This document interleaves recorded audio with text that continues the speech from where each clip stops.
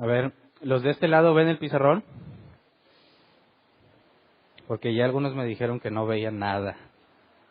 Entonces los últimos meses han estado a ciegas. Todo lo que he escrito no se han dado cuenta.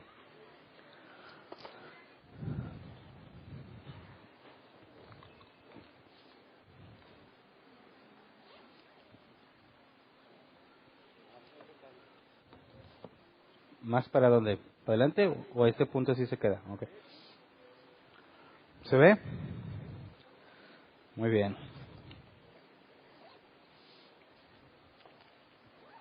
El día de hoy vamos a... Muchas gracias. El día de hoy vamos a analizar el tema del canon bíblico. La clase pasada estudiamos la infalibilidad y la inerrancia. Y bueno, nos hemos enfocado desde que empezamos a hablar de los fundamentos en distintas conclusiones al respecto de la Biblia, pero no habíamos llegado a definir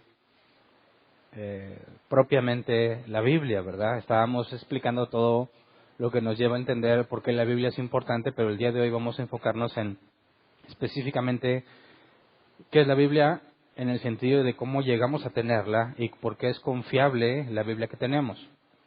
Entonces, cuando hablamos la clase pasada de infalibilidad e inerrancia, concluimos que si la Escritura, la Biblia, es la palabra de Dios, y puesto que Dios no se equivoca, y Dios todo lo sabe, la consecuencia lógica es que la Escritura debe ser infalible e inerrante. Y definimos o hicimos una diferencia entre infalibilidad e inerrancia, porque aunque suenan igual, no son lo mismo. Yo puse un ejemplo: si yo contesto un examen y saco 100, fui inerrante en el examen. No tengo ningún error. La inerrancia implica que no hay errores. Pero aunque tengo un examen sin errores, eso no implica que soy infalible. Porque al decir que algo es infalible, habla sobre la capacidad de equivocarse. Y decir que algo es inerrante es en cuanto a lo que ya sucedió. Mi examen fue inerrante, sin errores, pero no es infalible. Me pude haber equivocado. Tengo la capacidad de equivocarme. Entonces la Escritura, si es infalible, si proviene de Dios y Dios no se equivoca, la Escritura es incapaz de cometer errores, pero al mismo tiempo es inerrante porque no hay errores. Es decir, potencialmente no se puede equivocar y de hecho no hay errores. Y con eso llevamos a distintas conclusiones, sobre todo con respecto a la forma en la que los cristianos vemos la Escritura y cómo es que debemos leerla, entendiendo que cuando encontramos aparentes contradicciones, como muchos aseguran que las hay, un análisis más profundo, detallado, considerando el contexto y el original, resuelve las supuestas contradicciones. Hoy en día no hay nadie que haya podido demostrar un error en la Escritura. Todos son aparentes errores o puntos que aún no se pueden determinar a ciencia cierta porque faltaría alguna evidencia arqueológica o algo de ese tipo. Pero arqueológicamente hablando no hay nada que ponga en duda lo que la Escritura enseña. Entonces hasta ahora hemos dicho, voy a resumir en pocos puntos y pocas palabras lo que hemos dicho acerca de la Biblia. Número 1, la Biblia contiene la revelación especial de Dios. Recuerden que analizamos la revelación natural o general y la revelación especial. 2, Dios es el autor de la Biblia. En otras palabras, la Biblia es inspirada por Dios, del original exhalada por Dios, es la palabra, lo que Dios habló. Así que Dios es el autor de la Biblia, pero Dios escribió la Biblia por medio de humanos falibles, que sí se pueden equivocar, tienen la capacidad de equivocarse. Y lo hizo a través de estos humanos o hombres humanos, utilizando sus propios estilos de escritura y personalidades. Es decir, Dios no los tomó como un espíritu, como un hombre endemoniado es controlado por un espíritu inmundo, sino que Dios, como dijo el apóstol Pedro, por medio del Espíritu Santo los movió. Entonces concluimos que la Biblia, que este es el punto número 4, la Biblia no fue dictada por Dios, sino que Dios movió a los autores humanos para que registraran exactamente lo que Dios quería que se escribiera. El Espíritu Santo en ellos es lo que nos dice la Escritura, que Dios los movió, los condujo, los guió en ese proceso. Entonces, Dios habló y Dios controló el proceso en el que se escribía. Por consecuencia, El siguiente punto es que la Biblia es la máxima autoridad en cuanto a revelación especial.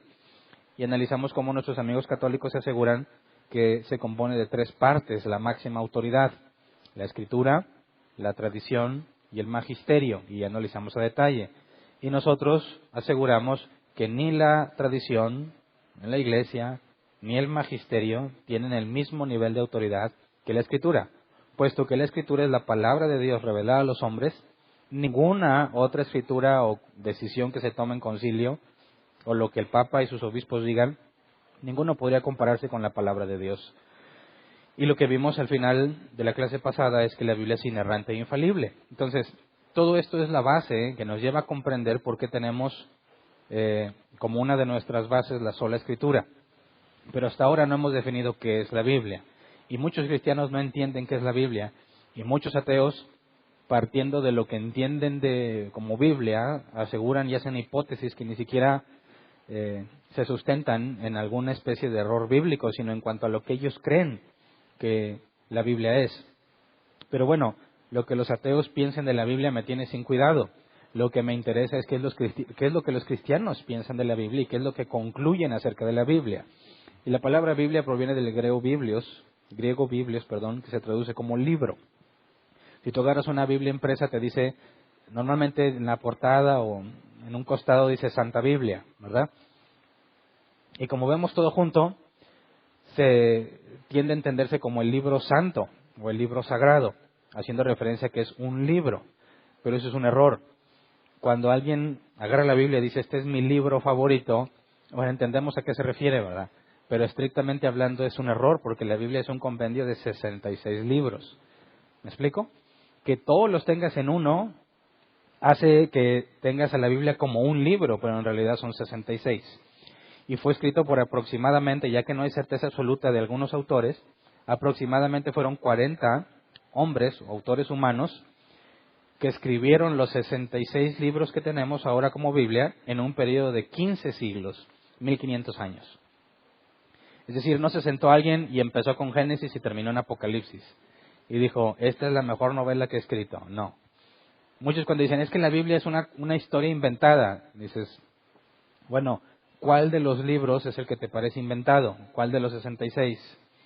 ¿Y cómo le hicieron para que en un periodo de 15 siglos, desde Moisés, que empezó a escribir Génesis, hasta el apóstol Juan en Apocalipsis, estuvieran conscientes de lo que habían escrito todos para asegurarse de no salirse de la farsa que supuestamente planearon en conjunto? ¿Cómo se comunicaron alrededor de 15 siglos para asegurarse de que estuviera escrita la misma farsa en todos los libros? Y sobre todo, los autores humanos provenían de distintos contextos. Hubo profetas, sacerdotes, cobradores de impuestos, pescadores, pastores de ovejas, etcétera, etcétera. Hombres muy preparados como el apóstol Pablo y hombres sin preparación como Pedro. ¿Cómo le haces para que las ideas que alguien decidió emplear para, como dicen muchos, manipular a las personas siglos antes de Cristo, permanezcan durante el primer siglo después de Cristo? La verdad es que no puedes armar una teoría de cómo este supuesto montaje se llevó a cabo alrededor de tantos siglos. Entonces, a pesar de los siglos, si tú analizas la Escritura y la estudias como se debe, te vas a dar cuenta que tiene un mismo mensaje, de principio a fin. Y cuando estuvimos terminando de estudiar Apocalipsis, vimos cómo Génesis y Apocalipsis hablan en cierta forma de lo mismo. El final de Apocalipsis y el principio de Génesis están conectados. No se contradicen entre ellos los libros, los 66. No tienen errores. Nadie ha podido comprobar un error bíblico y proclaman el mismo mensaje. Esto es imposible explicar simplemente bajo la premisa de que alguien trató de engañar a la gente.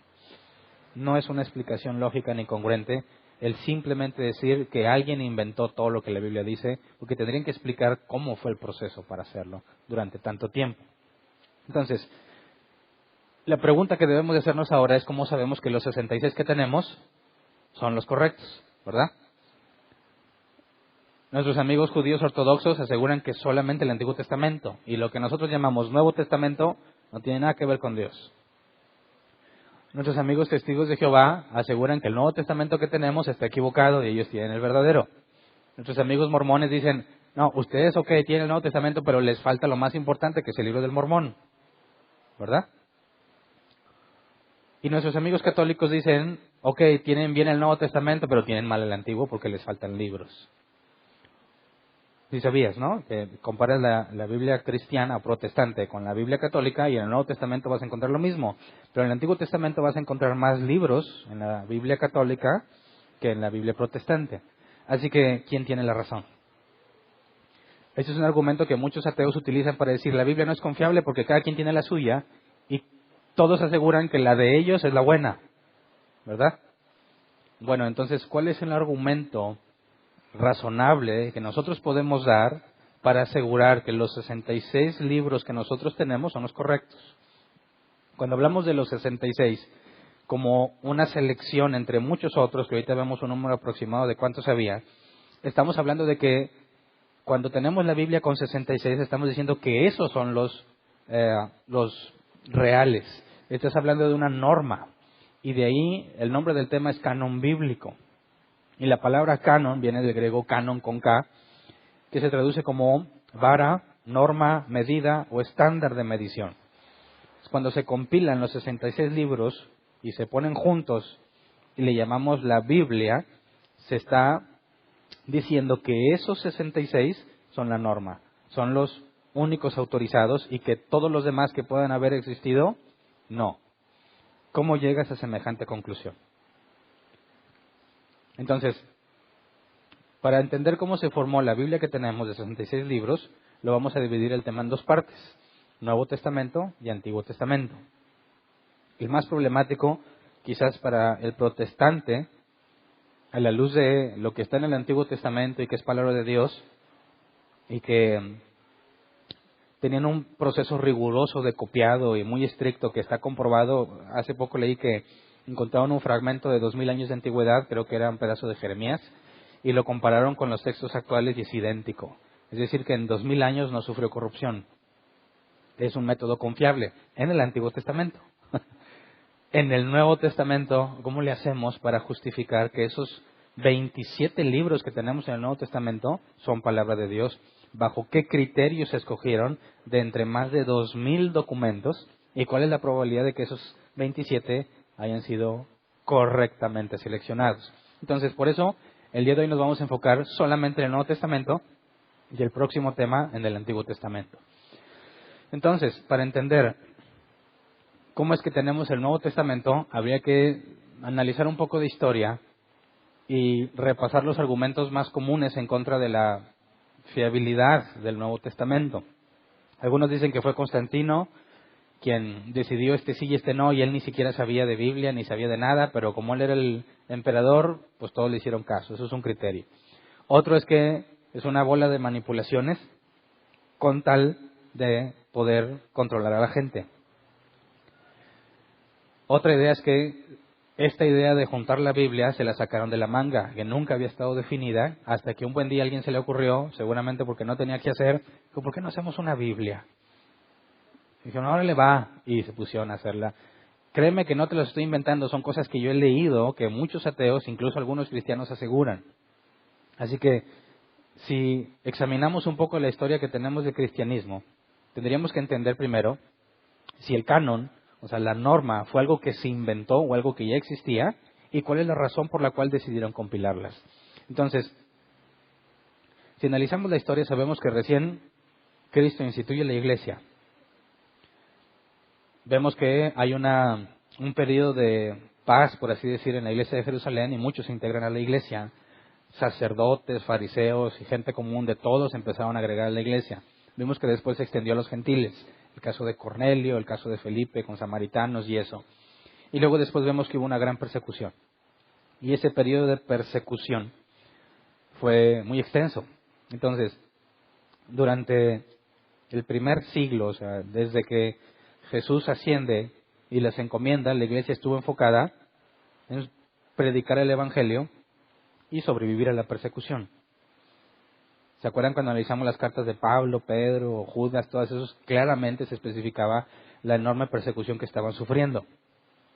Es en ese periodo cuando se escribieron los libros, los 27 que tenemos en el Nuevo Testamento, y eran destinados a una iglesia en particular, a una región o a un conjunto de iglesias. Vemos en Apocalipsis que estaba destinada a 7 iglesias, aunque al final dice que todo el que lo lea va a ser bendecido. Entonces vemos que el propósito de esparcer la doctrina, la que fue generada por los apóstoles, sucedió durante el primer siglo. Después, con tantas persecuciones, los cristianos se enfocaban en sobrevivir, nada más. No se generó nuevos documentos con autoridad de apóstol porque los apóstoles ya habían muerto. Y durante un enorme periodo no hubo nada de nueva escritura que haya sido respaldada por un apóstol. Y durante el tercer siglo, que es cuando se define el canon bíblico del Nuevo Testamento, dado que Constantino instituyó el cristianismo como religión oficial, hubo una paz para los cristianos porque ya no eran perseguidos por el gobierno, ya no eran perseguidos por el imperio. Y entonces, en esa paz, empiezan ahora sí a dedicarse a analizar todo lo que tienen, todos los documentos que han sido generados que supuestamente tienen autoridad de un apóstol. Ahora es importante notar que Pablo y otros autores lucharon contra el gnosticismo. ¿Se acuerdan que analizamos esas ideas? Y tenemos que históricamente, durante el segundo siglo, mientras la iglesia era cruelmente perseguida, los gnósticos no eran perseguidos y ellos generaron muchos documentos que esparcieron ampliamente y que aseguraron que habían sido escritos por algún apóstol. Entonces, ante la falta de documentos de la iglesia cristiana, porque los apóstoles ya habían muerto, o los colegas directos de los apóstoles ya habían muerto, los gnósticos sí generaron muchísimos documentos y aseguraban que habían sido escritos por alguien cercano a los apóstoles, por ejemplo, el Evangelio de María Magdalena, el Evangelio de Pedro, el Evangelio de Tomás. Nosotros no los tenemos, pero ellos aseguraban que realmente Pedro había escrito el Evangelio de Pedro, Tomás el de Tomás y María Magdalena el de María Magdalena. Entonces circulaban muchísimos documentos durante el tercer siglo. Se dice que eran más de 2000, de los cuales se seleccionaron 27. Y algunos dicen, ¿no sospechas que de 2000 solo hayan quedado 27? ¿Por qué los descartaron? ¿Quién fue el bueno que dijo este sí y este no? Algunos piensan que fue simplemente arbitrario, ¿verdad? A la autoridad que alguien tenía, a lo que alguien pensó. Entonces, si se descartaron tantísimos libros, tendríamos que saber cuál criterio fue el que se usó para poder determinar si estamos de acuerdo con ellos o no. El hecho de que se hayan descartado tantos libros puede ser sospechoso, claro, siempre y cuando no haya un criterio claro por el cual fueron seleccionados. Ahora, nuestros amigos católicos, no sé si he tocado hablar con un amigo católico, cuando habla sobre el canon bíblico, ellos aseguran que la Iglesia Católica lo definió, ¿verdad? Y que nosotros, cuando los protestantes se apartaron de la Iglesia, quitaron los que no les gustaban y se los llevaron para no tener problemas. Pero cuando ellos dicen que la Iglesia Católica es la que definió la Biblia, en el sentido estricto de las palabras, la Iglesia Católica definió la Biblia, tenemos que estar de acuerdo. Decimos, sí, estamos de acuerdo, porque la Iglesia es católica, porque la palabra católico es universal. Estamos de acuerdo en que la Iglesia de Cristo es católica. Lo que no estamos de acuerdo es que sea la católica romana. ¿Me explico? Entonces, ¿la Iglesia Católica definió la Biblia? Sí. La católica romana, no. ¿Por qué? Porque fue siglos antes de la Reforma Protestante. Estás hablando de la Iglesia de Cristo. Es cierto que la Iglesia de Cristo, por medio de concilios y muchas cosas que vamos a ver, llegó a un compendio de los 66 libros, a fin de cuentas. Hoy vamos a ver el de los 27 del Nuevo Testamento. Pero no fue hasta el concilio de Trento cuando definen su propio canon, donde agregan libros al Antiguo Testamento, que más adelante vamos a ver en la próxima clase, ni siquiera los judíos consideraban inspirados. Además definieron el magisterio y todo lo demás como autoridad máxima. Es en ese momento cuando hablas de la Iglesia Católica Romana, porque antes de la Reforma era una sola iglesia que muchos sectores estaban totalmente corrompidos. Ya vimos que la intención de Lutero no era dividir, sino reformar. Y ante la negativa de volver a la Escritura como máxima autoridad, surge esa división. Así que ahora hablas de la Iglesia Católica Romana y de la Iglesia Protestante. El canon bíblico fue siglos antes de la Reforma Protestante. Así que es imposible decir que la Iglesia Católica Romana es la que hizo el canon bíblico. Ahora, ¿cuál sería la forma en la que se pudiera elegir qué libro sí, qué libro no? ¿Cuál carta sí, cuál carta no? Y sobre todo, ¿cómo le harías tú? Si a ti te preguntan ahorita, ¿por qué el Evangelio según Mateo está en la Biblia? ¿Qué contestarías? Bueno, pues lo escribió Mateo. Mateo era un discípulo, apóstol. ¿Cuál es el problema de que lo que escribió un apóstol no lo quieras incluir? Bueno, ¿por qué tienes a Hebreos? Ah, caray. ¿Quién escribió Hebreos? No se sabe, porque lo tienes en la Biblia. ¿Cuál es el criterio? ¿Qué le contestas? Pues no sé, yo lo creo. Yo siento que es la palabra de Dios cuando lo leo. Ya vimos que esas líneas de argumentos no son correctas. Entonces, tendrías que decir, bueno, yo no lo escogí. Alguien lo escogió, pero tendríamos que saber por qué. Eso es importante que lo entendamos para nosotros poder determinar si estamos de acuerdo con esa selección o no. No se trata de que creas que lo que ellos hicieron fue bueno, porque te dije hace rato, tienes opciones, el libro del Mormón, la Biblia, el Nuevo Testamento modificado de los Testigos de Jehová, el judaísmo ortodoxo, tienes distintas fuentes, ¿por qué venís a escoger esta? Entonces, lo primero que debemos preguntarnos es qué los motivó a definir el canon bíblico. ¿Fue manipulación? ¿Fue simplemente no tenía nada que hacer o qué? Y cuando tú analices la historia, te vas a encontrar al hereje Marción. No sé si habías oído hablar de él. En el segundo siglo, este Marción fue expulsado de la iglesia por herejía. Ya hemos tenido experiencias de ese tipo, ¿verdad? Los seguidores de este Marción eran llamados marcionitas, no marcianos, ¿verdad? Marcionitas. Lo que Marción aseguraba es que el Viejo Testamento no debería ser autoridad para los cristianos. Que el Dios del Viejo Testamento no era el Dios del Nuevo Testamento, que eran dioses distintos. Que Jesús era el Hijo del Dios del Nuevo Testamento, pero no era hijo del Dios del Viejo Testamento. Que el Dios del Viejo Testamento era Dios, pero inferior al Dios del Nuevo Testamento, y que el Dios del Nuevo Testamento mandó a Jesús a librarnos de la enseñanza del Dios del Falso Testamento. ¿Cómo ves?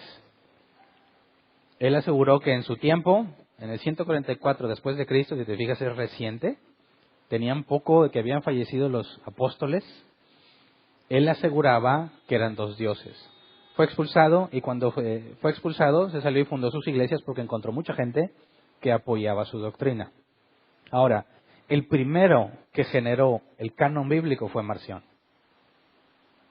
Él aseguró que dado que el Dios del Antiguo Testamento es inferior y una especie de Dios malvado, que cuando escribió el Viejo Testamento lo que quería era meter a la humanidad en problemas, dijo entonces el Viejo Testamento no puede ser parte del canon y lo descartó completamente. Y del Nuevo Testamento eliminó todos los libros que hicieran referencia a que Jesús es hijo de Jehová, ya que Jehová está mencionado en el Antiguo Testamento, y sería imposible, según su teoría, que Jesús fuera hijo del Dios del Viejo Testamento, tendría que ser del Nuevo. Así que todos los libros, cartas que hablaran sobre Jesús, hijo de Jehová, los quitó. También todo lo que dijera que alguna profecía del Antiguo Testamento se había cumplido, porque si el Dios del Viejo Testamento era malo, nunca se podría cumplir lo que él decía. Entonces dejó poquititos libros como el canon bíblico. Ante eso, la Iglesia se vio forzada a definir el verdadero canon bíblico. Así que no es porque no tuvieran nada que hacer, no es porque buscaban la forma de manipular, sino a raíz de la herejía que aseguraba que solamente esos pocos libros que coincidían con la doctrina de Marción eran los correctos. Así que fíjate, cómo la Iglesia no hubiese definido canon bíblico si no hubiese aparecido este hombre con su propia definición de un canon bíblico. Así que la definición de la Biblia como la conocemos fue por necesidad. para contrarrestar la doctrina de los marcionitas. Fíjate cómo la iglesia, tú puedes ver en la iglesia, a lo largo de todas las herejías que se manifiestan, la iglesia nunca declara herejía a priori a algo. No dice, vamos a hacer este documento por si a alguien se le ocurre decir que esto es herejía. No, siempre era una reacción ante lo que alguien aseguraba que era correcto. Entonces cuando dices, oye, sale alguien que dice que esto es la verdad, espérate, analizas la Biblia y luego determinan si está reflejando esta doctrina nueva o extraña, si refleja lo que la Biblia dice. Y si no lo refleja, es herejía. Porque en el sentido estricto la palabra hereje es una desviación de lo normal. Entonces, creo que podemos entender en cierta medida cómo la iglesia, descansando en relativa paz, no había persecución, empezó a experimentar las consecuencias de que hubiese gente que se pusiera a analizar las escrituras y empezar a sacar sus propias conclusiones. Como ya no los persiguen, tienen tiempo para empezar a sacar sus ideas, y este es uno de los primeros problemas que tuvo la iglesia ante una idea de un canon bíblico. Entonces, el trabajo de la iglesia en ese momento no era inventarse un canon, sino demostrar que el de Marción estaba equivocado. Pero para demostrar que esté equivocado tienes que decir cuál es el correcto. Así que eso nos lleva a definir primero si lo tuvieron que inventar o simplemente tuvieron que esclarecer cuál es el aceptado. Es decir, ¿el concepto de canon o de un grupo de escrituras válidas ya existía o se inventó en ese momento? Para eso tendríamos que irnos a un poco de historia de los cristianos del segundo siglo. Voy a citar estas fuentes de Dr. Michael Licona, erudito del Nuevo Testamento, apologista cristiano historiador, porque yo no tendría forma de sacarme esto de ninguna otra parte, ¿verdad? Policarpo, quien se dice que fue discípulo del apóstol Juan en el año 125 antes de Marción, se refiere a la carta de los Efesios como Sagrada Escritura. Justino, mártir y apologista cristiano en el 150 después de Cristo, poquito después de lo de Marción, en sus escritos menciona las memorias de los apóstoles que hacen mención a los evangelios. No menciona quiénes son los autores, pero nos deja ver que ya había una recopilación de documentos. Cuando llamaba la memoria de los apóstoles, implicaba que ya había escritos de los apóstoles que la iglesia consideraba como autoritarios. Ireneo, en el 180 después de Cristo, menciona a 4 evangelios.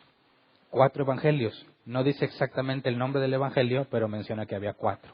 Entonces, de aquí podemos ver que en tiempos de Marción, cuando él saca su propio canon, anteriormente ya había escritura declarada como confiable porque provenía de un apóstol. De hecho, si te fijas, 125 después de Cristo, Apocalipsis fue escrito del 90 al 95 después de Cristo, es poco tiempo después de que murió el último apóstol, que fue el apóstol Juan.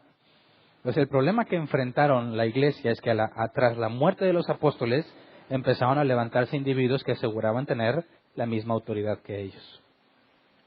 Ahora, ¿cuál es el criterio que se estableció? En ningún documento antiguo se registra la lista oficial que se usó, pero hay distintas fuentes donde se mencionan criterios. Una de las más confiables es la de Eusebio de Cesarea, que es considerado el padre de la historia de la iglesia. Por ahí hay libritos que puedes conseguir en español o en inglés, precisamente que relata lo que este hombre compiló como la historia de la iglesia. Y él menciona que en aquel contexto histórico había 4 criterios para seleccionar los documentos. Estos 4 se tenían que aplicar a cualquier escrito que aseguraba ser palabra de Dios. Y si pasaban estos 4, se le concedía la supuesta inspiración divina. Pero si no, eran rechazados como libros apócrifos. ¿Alguien había escuchado la palabra apócrifo? De dudosa procedencia es lo que significa, ¿verdad? No significa que sean del diablo. Y lo digo porque así pensaba yo. Si ya leíste los apócrifos, no, Dios me libre. Los católicos les ofende mucho eso, porque ellos tienen a los apócrifos en el Antiguo Testamento, ¿verdad? Y cuando el protestante, sin entender lo que la palabra apócrifo significa, lo usa como algo despectivo. Son los libros apócrifos. Como decir es un impío.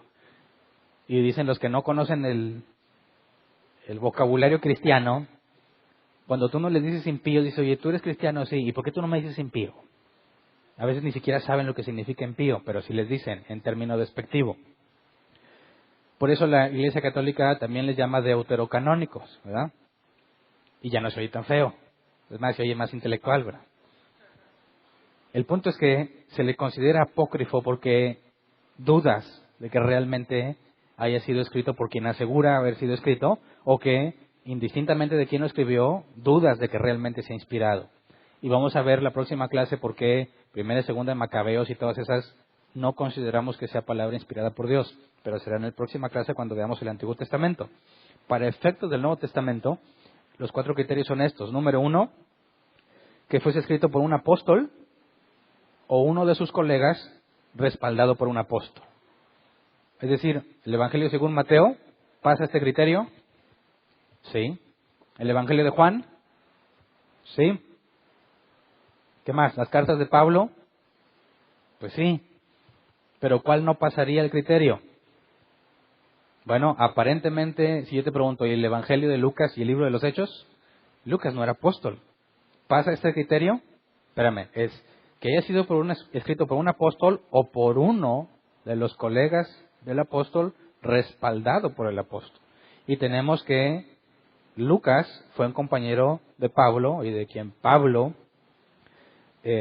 dado que lo acompañó en sus viajes, pudo haber recibido toda esa información. Así que el hecho de que Lucas haya sido compañero cercano de Pablo lo hace pasar esta prueba. En el caso del Evangelio de Marcos, Marcos no era un apóstol, pero hay registros históricos que se asegura que recibió las memorias de Pedro.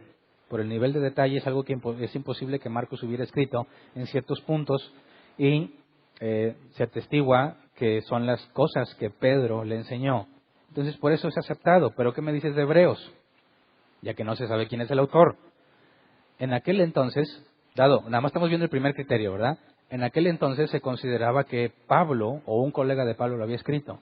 Y por eso, bajo ese primer criterio, pasó la prueba. No se sabe ahora con certeza si le escribió Pablo o no. En aquel entonces se consideraba que Pablo o uno de sus colegas lo había escrito. Y por eso pasó la primera prueba. Pero tienes ahora la segunda prueba, la enseñanza ortodoxa. La palabra ortodoxo es aquello que cumple normas tradicionales y generalizadas, o que sigue fielmente los principios de una doctrina. O sea, que si hay algo que tú normalmente haces, por ejemplo, si cada viernes vas y comes a un restaurante particular, simplemente porque es viernes, y no pasa un viernes sin que no comas, y luego viene alguien que se agrega a la familia y todo se integra a la práctica de todos los viernes ir al mismo lugar, y luego se integra otro que dice, no, pues yo no voy en viernes, él ya no es ortodoxo. ¿Me explico? Ya no se apegó a las costumbres, no se apega a lo que normalmente se hace. Entonces, cuando hablamos de enseñanza ortodoxa, se considera algo ortodoxo si va de acuerdo a la enseñanza de los apóstoles y a la enseñanza de Jesús. Es decir, el principal núcleo de los criterios, el núcleo principal es lo que los apóstoles enseñaron, lo que Jesús mismo enseñó y está escrito a través de un apóstol o un colega de apóstol. Ese es el núcleo. El siguiente criterio es una capa, digamos, secundaria o superior, y depende de si se parece a esto, si concuerda con lo que Jesús y los apóstoles enseñaron. Ya vimos que en el Nuevo Testamento la revelación especial fue por medio de los apóstoles. Así que lo que se trata es de que lo que esté en el Nuevo Testamento siempre esté fundamentado en Jesús y en los apóstoles. Esta es una de las razones por la cual la carta de los Hebreos pasó a la prueba también, porque lo que encuentras en Hebreos lo encuentras en el resto del Nuevo Testamento. Tercero, que haya sido relevante para la iglesia de aquel tiempo. Es decir, imagínate que Pablo haya escrito una carta donde simplemente dijo, tráigame por favor la capa que dejé en Troas. Dice, ese tenemos de agregarlo a la Biblia. Es una carta del apóstol Pablo. Es ortodoxo porque se parece a la otra carta donde dice que pidió la capa, pero debe estar en la Biblia. Dice, espérame, ¿es relevante para la iglesia? Pues no, ¿verdad? No era en ninguna forma, aunque cumple los primeros dos criterios, hipotéticamente, no es relevante para la iglesia. No me dice nada sobre la iglesia, no me dice nada sobre la fe, no me dice nada sobre la vida cristiana, no hay por qué agregarlo. Entonces, Es posible que existieran documentos que cumplieran con la primera y la segunda, pero no con la tercera, no era relevante. Y cuarto, que haya tenido un uso extendido y a largo plazo. Es decir, que además de que sea relevante, habla de cosas relevantes para la vida cristiana, debía ser usado ampliamente en las iglesias, durante mucho tiempo en sus reuniones y haber sido considerado inspirado desde el principio. O sea que ningún nuevo documento podría pasar esa prueba. Tendrían que demostrar que la iglesia históricamente lo ha usado como base en la vida, durante la vida de los apóstoles. Es que veamos esto. Mientras los apóstoles estaban vivos, ¿alguien podría sacar su evangelio y decir que es de un apóstol? No, porque el apóstol que está vivo puede decir no seas mentiroso, ¿verdad? Asunto arreglado. El problema es cuando se mueren. No le puedes preguntar si realmente lo escribió o no. Entonces, si mientras que estaban vivos, las cartas de Pablo eran leídas por todos, y ves que Pedro afirma que las cartas de Pablo son, además de ser complejas y difíciles de entender, algunas personas las tuercen como el resto de las escrituras. Es decir, Pedro considera que lo que Pablo escribe está inspirado por Dios. Vemos que si durante la vida de ellos la gente las usaba y ninguno ponía en duda, dado que el autor estaba vivo y el propio autor no descalificaba ese texto, entonces es válido que lo consideremos como parte de la escritura inspirada. Pero si alguien surge con un evangelio de María Magdalena, dicen, te lo juro que lo escribió María Magdalena, dices, bueno, ¿qué cercanía tenía con algún apóstol? Pues imagínate que se inventa una, no, pues él era de Matías. No hay nada que tengamos de Matías, no le puedes decir que no. Dices, bueno, supongamos que es de Matías, bueno, ¿era relevante para la iglesia? Uy, sí, porque aquí te dice, esto ya es de mi cosecha, ¿quién vio la película del Código da Vinci? ¿Alguien escuchó la palabra merovingios? Que supuestamente son los hijos que tuvo Jesús con María Magdalena y que han estado ocultos. Y quien haya visto esa película resulta que los hijos son el Santo Grial y un montón de cosas raras que supuestamente vienen de estos tipos de evangelios apócrifos. Y dice, espérame, ¿era relevante para la iglesia? Claro, son los hijos de Jesús. Ok, la iglesia los usó y los consideró inspirados, y tenemos registro de que las iglesias los leían. No, entonces no puede ser incluido. Ahora, ¿en qué año se escribió? En el segundo siglo. ¿Es verdad que María Magdalena tuvo esa vida bicentenaria como para llegar a escribirlo? No, entonces no pasa la prueba y es descartado. ¿Me explico? Estos criterios tú los puedes aplicar a los que ya están en la Biblia y determinar si estás de acuerdo o no. Y si quieres leer los apócrifos, búscalos en internet y los encuentras. Y hay quien me pregunta, oye, ¿es del diablo? ¿Lo leo y me endemonio? No.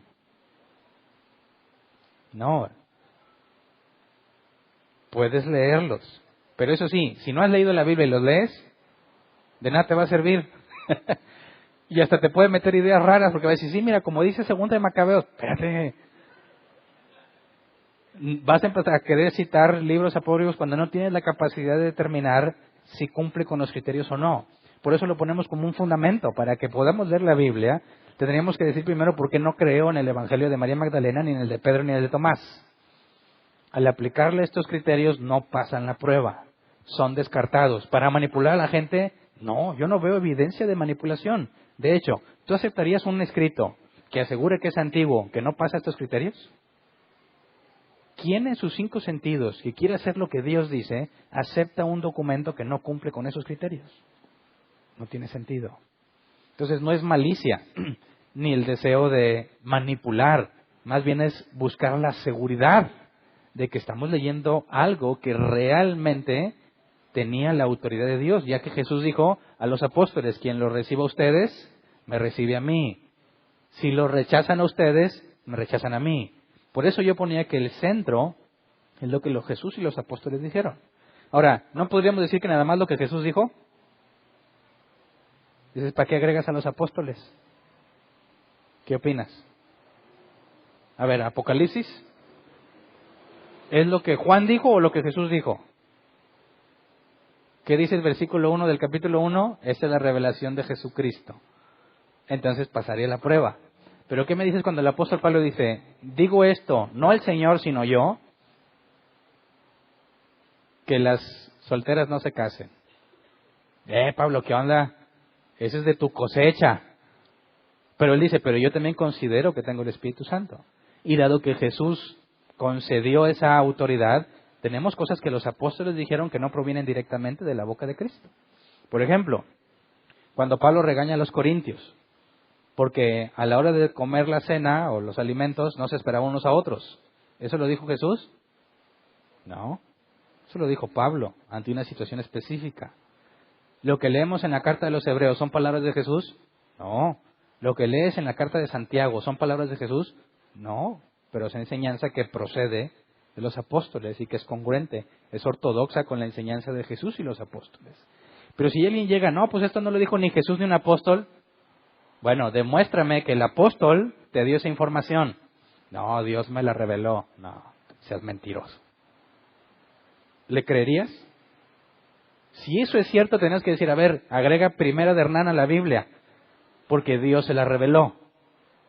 ¿Me explico? Ahí hay una línea muy delgada. Cuando le preguntes a alguien bíblico, Dios habla hoy, ¿qué te va a decir? Alguien bíblico, no carismático. Te va a decir, Dios no habla. ¿Cómo no? Dios me dijo que me casara con mi esposa. Espérame, no estamos hablando de lo mismo. No sé si me entiendes. Que Dios pueda guiarte por medio de su Espíritu Santo es algo que Jesús dijo que sucedería. Los guiaría a toda verdad. Eso no está en cuestión. Pero si tú me dices que Dios sigue hablando hoy, estás diciendo que alguien podría decir, aquí te va lo que Dios me dijo y agrégalo a la Biblia porque es palabra de Dios y es revelación especial. Y eso es falso. Fíjate cómo esos criterios nos protegen de todas esas tipos de cosas que alguien puede asegurar que Dios le dio directamente. Ahora, si tú me dices, no, es que sí, analízalo, es lo mismo que la Biblia. Entonces no es nueva revelación, ya la tenemos en la Biblia. No hay por qué agregarla. Por eso las revelaciones no pueden provenir de Dios. Porque si me revelas algo que no está en la Biblia, no puede ser confiable. Y si lo que me revelas ya está en la Biblia, no me estás revelando nada. Ya estaba escrito. ¿Me explico? Por eso tenemos que tener cuidado cuando decimos, oye, Dios habla hoy, alto. El Espíritu Santo te puede guiar en una situación particular. El Espíritu Santo podría guiar a una iglesia, si tú quieres. Pero Dios no da nueva revelación. Ya está todo escrito. Es más, la Escritura ya lo leímos, Efesios. Los profetas y los apóstoles son el fundamento. No puedes volver a echarle al fundamento. Ya está el fundamento y sobre eso se edifica la iglesia. Es imposible que haya nuevos apóstoles, como muchos aseguran, con revelaciones nuevas. Como alguna revelación que nada más para ilustrar el punto, se la escuché a Cash Luna. Él decía que tú podías ofender a Cristo y decirle muchas cosas y Jesús no se molestaba. Creo que por ahí anda el video en las redes sociales. Pero si te atrevías a ofrendar mal, Dios perdía el control. Jesús se salía de las casillas. Porque Él podía tolerar muchas cosas excepto que ofendaras mal. Y eso es algo que Cash Luna asegura que Dios le reveló. Pongámosle los criterios. ¿De dónde viene eso? Él asegura que viene de Dios. Bueno, ¿hay algo en la Biblia que respalde semejante afirmación? ¿No tenemos que la vida pobre es la que menos dio y Jesús dijo que es la que más había dado? ¿No sería la peor persona que pudo haber ofrendado la vida pobre que dio bien poco? Así que contradice gravemente la enseñanza de Cristo lo que Él asegura que Dios le reveló. ¿Aplicas el criterio de su enseñanza? ¿Proviene de un apóstol? No. ¿De algún colega? Tampoco. ¿Cuál es el siguiente criterio para no equivocarme a la forma de decirlo? Enseñanza ortodoxa. ¿Se apega a lo que la Escritura enseña? No, la contradice. ¿Es relevante para la iglesia? No, porque la contradice. ¿Su uso extendido y a largo plazo por la iglesia? Tampoco, porque no hay nada parecido en la Escritura. Por eso la descartamos. ¿Me explico? Fíjate bien que no es por si me gusta o no, por si sirve o no sirve. Aquí hay otra palabra que tenemos que considerar, que está en cierta forma muy de moda. Pragmatismo. Que esto los cristianos lo usan mucho aunque no conocen la palabra. Pragmatismo se puede entender en palabras simples. Si funciona es porque es verdadero. Si no funciona es falso. ¿Me explico? Un ejemplo. Si yo salgo a evangelizar y les digo, humíllense ante Jesús, renuncien a su vida cotidiana y busquen, dejándolo todo, seguir a Cristo. Y en donde lo haya predicado, nadie levantó la mano para seguirme en la vida cristiana. Según el pragmatismo, ese estilo de predicación no puede venir de Dios porque no funcionó. Pero si yo me paro y digo, ¿quién quiere tener éxito en la vida? Si estás enfermo, Dios te va a sanar. Si estás pobre, te va a prosperar. Si tu familia deshecha, Dios la va a restaurar. ¿Quién quiere ser cristiano? Amén. Dicen, eso proviene de Dios porque funciona. Pongamos, ¿le funciona a Cash Luna su enseñanza? Sí, le funciona. Como no tienes una idea. ¿Eso significa que proviene de Dios? No. ¿Verdad? Si el pragmatismo fuese cierto en nuestra cultura mexicana, ¿quiénes serían los más bendecidos? Los corruptos, los narcotraficantes, porque les va muy bien. ¿Verdad? ¿Y el apóstol Pablo? ¿Cómo le fue? El propio apóstol Pablo demuestra que la idea del pragmatismo es incorrecta, porque lo apedrearon, naufragó, lo encarcelaron, lo azotaron, y como quiera, Dios lo había mandado. Entonces, fíjate cómo no podemos basar ni en si funciona o no, ni en si me gusta o no, me hace sentir bien o me hace sentir mal. No, tienes que establecer un método o unos criterios que aseguren que tus emociones no están en juego, no forman parte del proceso para determinar si algo proviene de Dios o no. Por eso es muy grave que los cristianos no conozcan la Biblia. Porque les dicen, ¿cómo? Tu principal medidor para saber la voluntad de Dios es la paz. ¿Tienes paz? Es de Dios. ¿No tienes paz? No puede ser de Dios. ¿Qué opinas? A ver, ¿proviene de un apóstol? ¿O de algún colega cercano? No. ¿Es de acuerdo a la enseñanza ortodoxa? No, el apóstol Pablo dijo, miserable de mí, lo que quiero hacer no puedo, y lo que no quiero termino haciéndolo. ¿Qué paz tenía él? Ninguna. Y sin embargo estaba en lo correcto. Ahora, es relevante para el ejemplo, los demás ya no tienen sentido aplicarlos.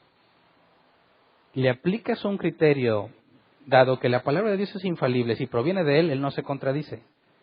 Lo aplicas a la Escritura, si tu enseñanza contradice lo que la Escritura dice, no puede provenir de Dios. Es simple lógica. Pero si no conoces la Escritura, estás indefenso. Te vas a creer lo de las puertas abiertas. Si es de Dios, tiene que haber puertas abiertas. Si no es de Dios, no va a haber puertas abiertas. Entonces, no, pues voy a pedir trabajo. Si se me cierra la puerta, no era de Dios. Si se me abre la puerta, sí era. Y alguno dice, mira, pues ya encontré trabajo. Nomás que ya nunca voy a poder ir a la iglesia. ¿Era de Dios? ¿Qué opinas? Dices, gracias a Dios. Ya no me voy a congregar, pero tengo trabajo. Bueno, a ver, ¿eso proviene de algún apóstol? ¿No dijo Jesús que qué es primero? ¿La vida en sentido de el bienestar, las riquezas, o el reino de Dios y su justicia, y lo demás es añadido? Fracasa gravemente la idea de las puertas abiertas para determinar la voluntad de Dios, porque se te van a abrir muchas puertas que son equivocadas y que te van a llevar por un camino totalmente errado, y que Dios haya permitido que lo agarres puede ser disciplina o la señal de que ni eres su hijo, pero nunca implicaría que estés haciendo lo correcto. ¿Me explico? Fíjate cómo necesitamos forzosamente un criterio despegado de lo emocional para poder aplicárselo a cualquier lectura, escritura, dicho, lo que quieras, que asegure venir de parte de Dios. Créeme que si los cristianos entendieran esto, sería bien difícil que hubiese falsos maestros. Porque cuando un falso maestro quiere enseñar algo falso, ¿qué le van a decir los cristianos? no te creo. ¿Por qué no? Recíbelo. No, compadre, es que contradices la Biblia. ¿Me explico? Entonces, ¿luchamos contra los falsos maestros o contra la ignorancia del cristiano? Contra la ignorancia del cristiano, porque de nada me sirve luchar contra el falso maestro. Él está convencido de lo que va a hacer. No tendría efecto su mala enseñanza si el cristiano dejara la ignorancia. ¿Verdad? Entonces, estos 4 criterios deberías tenerlos siempre frescos en tu memoria, no por si hablas con un católico o por si hablas con un ateo, sino para que filtres todo lo que la gran mayoría de los supuestos cristianos hoy en día aseguran que viene de parte de Dios. Y si los logras entender y aplicar, vas a ser librado de muchos errores doctrinales. Tantas barbaridades que hacen que ni siquiera con la lógica simple pasan la prueba. No pasan la prueba de la lógica, menos van a pasar los criterios bíblicos. Entonces, de los 2,000 o más de 2,000 documentos que pudiera haber en aquel entonces, al aplicarle estos criterios quedaron solo 27 a fin de cuentas, pero no siempre los 27 fueron seleccionados como canon bíblico. Y aquí es muy importante ver esto, es decir, el Evangelio de Pedro y de Tomás y de María Magdalena y etcétera, etcétera, claramente fueron forjados o escritos en el 2º siglo. Es imposible que haya venido de algún colega o de un apóstol, es imposible. Le aplica los demás criterios y lo descartas. Oye, pero eran más de 2,000, ¿y? El criterio claramente deja en manifiesto que es confiable y que no. Pudieron haber sido 20,000. Si no pasas esos 4 puntos, no tienes por qué ser confiable. Cuando él te dice, yo no creo, bueno, analízalos, lee los libros apócrifos si tú quieres, aplícale las reglas y dime qué concluyes. De manera que no sea algo que ciegamente crees, sino que tú mismo pusiste a prueba. Para que cuando te digan, ¿tú por qué crees en esos libros? Porque apliqué la prueba. No, pues que Hernán dijo. No, pues rasgo mis vestiduras. Porque aplicaste los criterios. Ahora, si recuerdan el tema de la autoridad, vimos que nosotros apelamos a que sola escritura implica que solo la escritura tiene la máxima autoridad. Pero surge esta pregunta, ¿fue infalible el proceso de juntar los 66 libros? O sea, los 66 libros que tenemos son infalibles, decimos. No hay errores en ellos, provienen de Dios. Pero el juntarlos, ¿fue infalible? Fíjate bien, Pedro dijo que los hombres hablaron movidos por el Espíritu Santo. Ahora, ¿fueron los hombres movidos por el Espíritu Santo para tener los 66 libros? ¿Qué opinas? Si me dices que sí, entonces el proceso de selección fue infalible, o debió ser infalible, ya que Dios tuvo control del proceso. Nuestros amigos católicos aseguran que su proceso de selección de los libros que tienen es infalible, porque proviene de la autoridad de la Iglesia. Los protestantes decimos que no, pero eso no es una desventaja, y déjame te explico por qué. Vamos a pasar por varios escritos del 3er siglo, cuando se decidió el canon. El 398 se considera la fecha en la que, bueno, ahorita está entre el 392, 98 y el 400 y pico, cuando se define oficialmente el canon que tenemos actualmente. Pero fue un proceso histórico que tomó años el llegar a la conclusión de qué libros estarían. Y el conflicto no fue qué libros agregas, sino qué libros quitas. Por ejemplo, tenemos que según Eusebio, del 320 al 330 después de Cristo, él en sus escritos dice que se reconocían 22 de los 27 libros que tenemos actualmente. Solamente 22. Estaban en duda Santiago, Judas, Segunda de Pedro y Segunda y Tercera de Juan. Ellos decían, no estamos muy seguros de esos. No los consideraron parte del canon. Luego, según Cirilo de Jerusalén, en el 350 después de Cristo, la iglesia en su tiempo reconocían 26 de los 27, pero ellos tenían uno más, que era el Evangelio de Tomás. Y es la única vez en que se menciona que haya sido considerado el Evangelio de Tomás como inspirado. Dudaban, o sea, ellos tenían 26 de los nuestros, más el de Tomás, que daban 27. Pero nosotros tenemos 26 más Apocalipsis. Entonces ellos consideraban que Apocalipsis no era inspirado y agarraron mejor el Evangelio de Tomás. Luego, en el sínodo de la Odisea, en el año 363, reconocían 26 de los 27 que tenemos, sacaron a Tomás. Dudaban de Apocalipsis. Según Atanasio de Alejandría, en el 367 reconocían los 27 libros, y es la primera vez que se reconocían los 27 que tenemos ahora, o sea, incluyeron Apocalipsis. Fíjate, ¿quién es el que ha estado hasta ahorita? ¿Quién es el que agarran como sí, no, Apocalipsis? Porque si tú buscas, a ver, dame Apocalipsis, se parece a todas las enseñanzas, está medio raro porque dice muchas cosas nuevas, ¿verdad? Ahora, según Gregorio Nacianceno, en el 390, los mismos 27 libros. Según Jerónimo, o San Jerónimo, en el 394, los mismos 27 libros. Según Agustín de Hipona, entre el 395 y el 400, los mismos 27 libros. Según el Concilio de Cartago, volvieron a sacar Apocalipsis. Y finalmente, en el 419, en una reunión otra vez del Concilio de Cartago para reexaminar lo que habían dicho, terminaron incluyéndolo. Y es ahí donde ya se definió lo que tenemos. ¿Cómo lo definían? En base a los criterios establecidos. Si te fijas, en ningún momento, excepto el Evangelio de Tomás, una vez fue considerado como válido. En todas las demás, antes y después, no fue considerado como un libro inspirado. Entonces, dado que, si te fijas, que agregaban y que quitaban, ¿cuál es la conclusión lógica? ¿Fue infalible el proceso o no? No. Porque si alguien dice, el Espíritu Santo dijo, Apocalipsis sí es, en la autoridad de la iglesia, y luego años después se reúne en la iglesia y dice, Apocalipsis no es. Pasan años y le dicen, no, pues que sí era. Y luego que no era, y luego terminan que sí. ¿Dónde estuvo el control de Dios en la selección? No puedes hablar de eso. Por eso nosotros, esto es una prueba contundente, nosotros no creemos en la infalibilidad ni del Papa, ni de los obispos, ni de la Iglesia. Solamente en lo que Dios inspiró, en los manuscritos originales.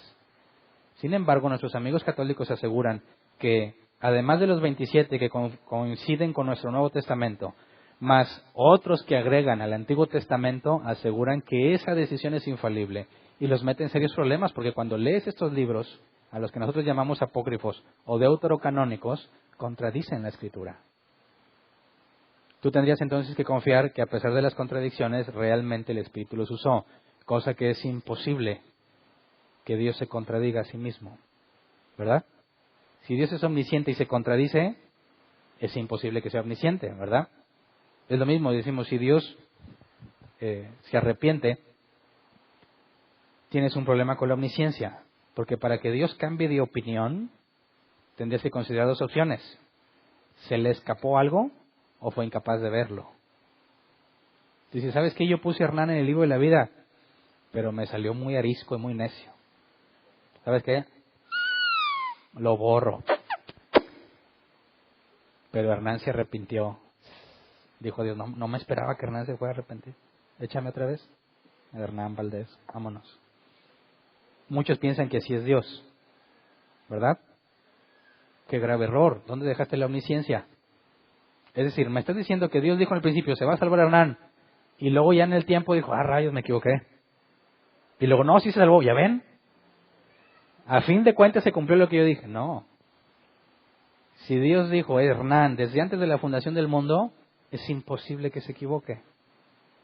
Es imposible que cambie de planes. Él no se desdice. ¿Me explico? Cuando hablamos de la Escritura, la regla principal, cuando ponemos a Jesús y a los apóstoles, está en la congruencia entre ellos. Es imposible que algo provenga de Dios si se contradice en sí mismo. Así que, al contrario de la Iglesia Católica, nosotros aseguramos que no hay infalibilidad en la Iglesia. O sea, que claramente el proceso de establecer el canon tuvo sus problemas de contradicción, ¿verdad? Sí, no, hasta que quedó establecido.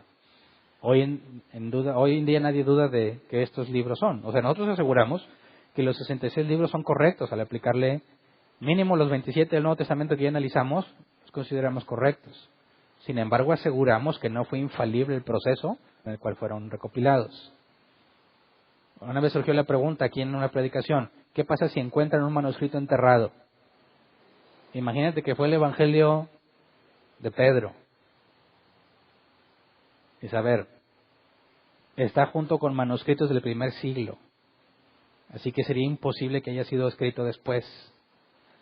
Y encontraras hipotéticamente evidencia suficiente que atestigua que Pedro lo escribió, ¿lo agregarías a la Biblia? Espérate, ya me dijiste que hay más criterios. Bueno, su enseñanza es ortodoxa, sí. Fue usado en la iglesia, a mí nadie nos habíamos dado cuenta, pero resulta que ahí sí está registros de que las iglesias lo usaban. ¿Lo agregabas? ¿O no? ¿Quién sí lo agregaba? Bien poquitos. Levante la mano el que no lo agregaba. Otra vez poquitos. Vota una, por favor. Arriésgate. Levante la mano el que sí lo agrega. Porque pasó los 4 criterios. Levante la mano el que no lo agrega. Ok. ¿Por qué no lo agregarías? O sea, a ver, ¿por qué los 66 están? Porque pasaron los criterios. Si surge uno que milagrosamente, es hipotético, ¿verdad? Milagrosamente cumple con los 4, ¿hay alguna razón para no agregarlo? Sí, ¿pero qué? ¿Por qué no apareció antes? ¿Quién sabe? Pero ya apareció, hipotéticamente hablando. E hipotéticamente cumple con los 4. ¿Hay algún problema en agregarlo? No debería haber, porque el proceso no es emocional, no es de si me gusta o no, sino de que cumple con los criterios establecidos. Ahora, ¿cuál es la probabilidad de que eso pase? Es casi nula, ¿verdad? Pero quiero que entiendas que no se trata de, no, ya los 66, ¿para qué le agregas más? Esos son los buenos, como muchos cristianos tristemente dicen. ¿Cuál Biblia lees? No se te ocurre decirles que el NBI.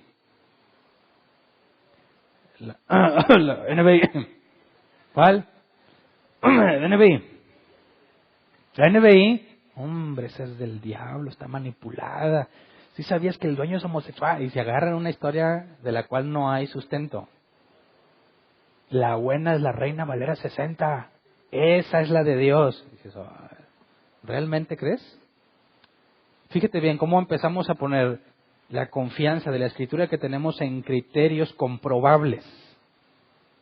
De manera que si este es el núcleo de me faltará aquí agregarle, las 4 capas, si esto es el núcleo, ¿qué tan confiable es cualquier traducción que generes de la Biblia? TLA, NBI, NTV, etcétera. ¿Qué tan confiable es?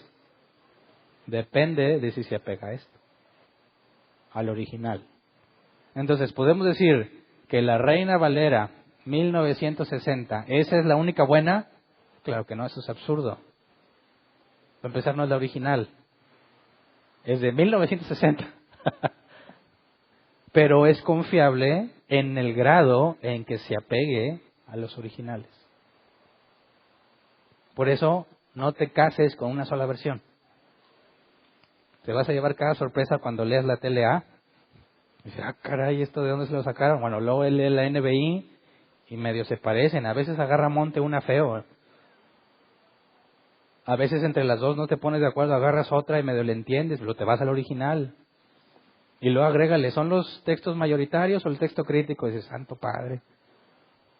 No, pues a lo mejor son los críticos. Y te tienes que ir más abajo y más abajo. Pero, ¿tienes que hacer eso siempre cuando lees la Biblia? No.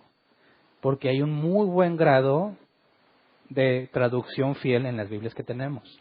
Son ciertos detalles donde tienes que profundizar mucho para poder resolver qué fue lo que originalmente dice. Ese es el problema con la falsa doctrina, que se cuelgan de muchos de ese tipo de cosas, ¿verdad?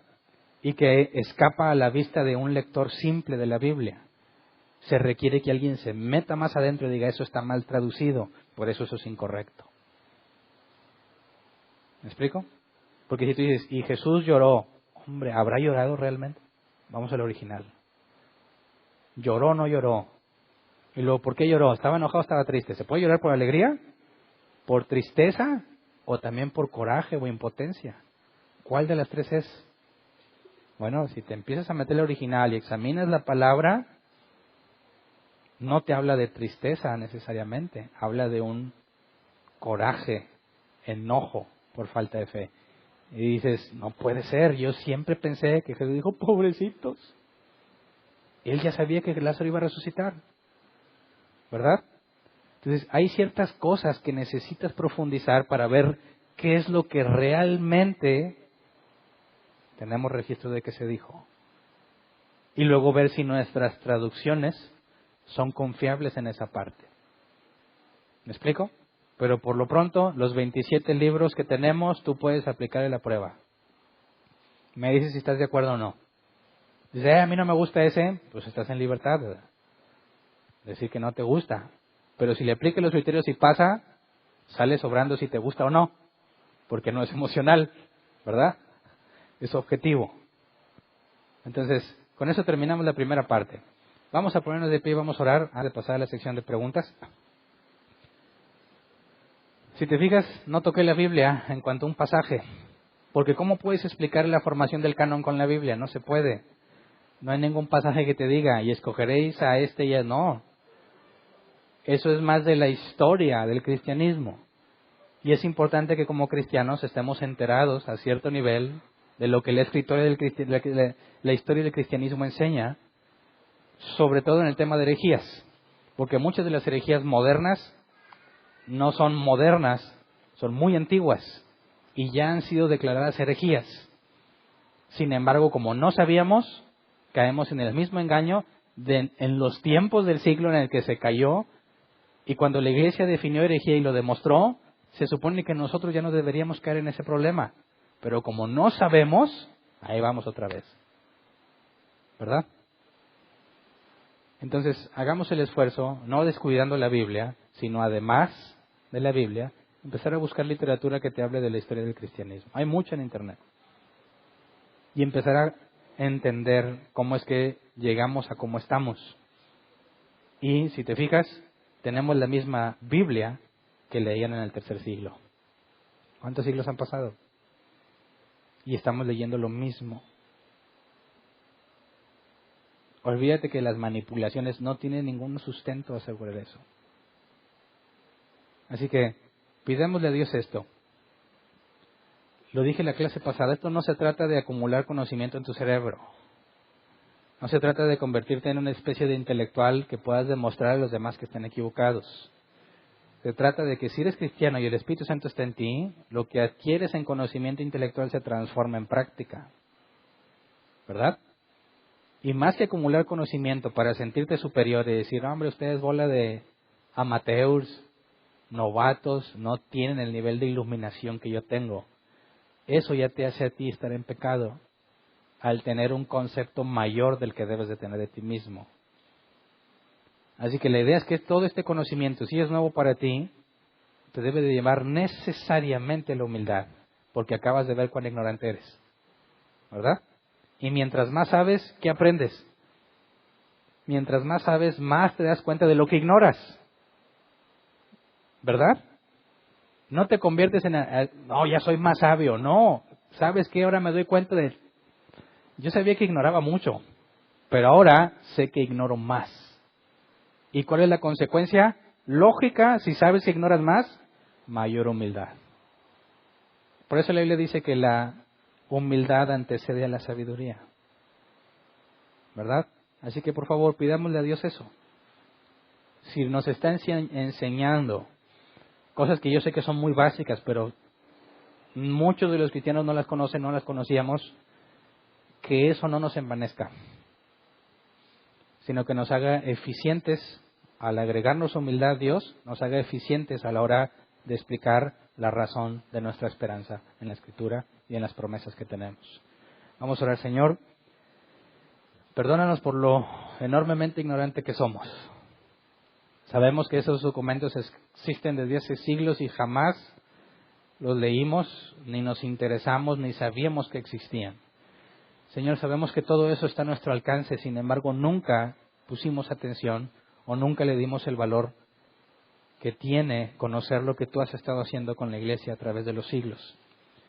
Señor, concédenos, en la medida de tu voluntad, de lo que tú has definido, profundizar en el conocimiento de tu Escritura y en lo que tú has hecho a lo largo de la historia, para poder cumplir con lo que Pedro claramente especificó, que debemos presentar defensa ante todo aquel que demande razón de nuestra esperanza. Que este conocimiento que tú nos das nos pueda ayudar a crecer en humildad y a ser eficientes a la hora de que explicamos por qué confiamos en la Escritura, por qué creemos en las promesas de Dios y por qué esperamos la venida de tu Hijo Jesucristo. Que podamos explicar de forma razonable, Señor, a que nos demande, explicar por qué podemos confiar en la Escritura y por qué podemos basar nuestras vidas en lo que la Escritura enseña. Señor, enséñanos a ser personas que aprovechan el momento oportuno, como lo decía Pablo, que hablan de forma amena y de buen gusto, que seamos más prontos para oír que para hablar, que en lugar de tratar de demostrar nuestro conocimiento, escuchemos con paciencia la postura del que nos cuestiona, escuchemos con paciencia sus argumentos para poder hablar de acuerdo a lo que ellos dicen, Señor, no de acuerdo a lo que yo creo que necesitan escuchar. Que podamos dar una respuesta sazonada con sal, como dice la Reina Valera 60. Que podamos ser como Jesús. Ante los maestros de la ley les hablaba con la ley, con la Escritura. Pero ante la mujer en el pozo le habló con palabras simples. Le habló sobre la vida diaria, porque Jesús le hablaba a cada uno según su necesidad. Concédenos la gracia de poder, por medio de tu Espíritu Santo, discernir la necesidad que pueda tener alguien cuando nos pregunta o cuando nos cuestiona. Poder responderle según sus propios conocimientos y su propio interés, para que podamos ser eficientes. Sabemos que eso no salva a las personas. Sabemos que eso lo hacemos en obediencia, que tenemos que demostrar que los cristianos somos razonables, que nuestra creencia, nuestra fe, nuestra confianza y nuestra esperanza no está infundada, no está basada en una fe ciega, sino en evidencia y argumentos, Señor, que nos llevan a la convicción de que realmente, como dijo el apóstol Pablo, si tú nos has elegido y nos has salvado, efectivamente nos espera la corona de gloria. Gracias de antemano, Señor, y que lo que hagamos y digamos sea para tu gloria. Amén. ¿Pueden sentarse? Pasemos a la sección de preguntas. Gracias, ya tenía acá, pero bueno, gracias. Si alguien tiene una pregunta, levante su mano y le llevan el micrófono. Si vienes por primera vez, no importa, como quiera puedes preguntar. ¿Alguien?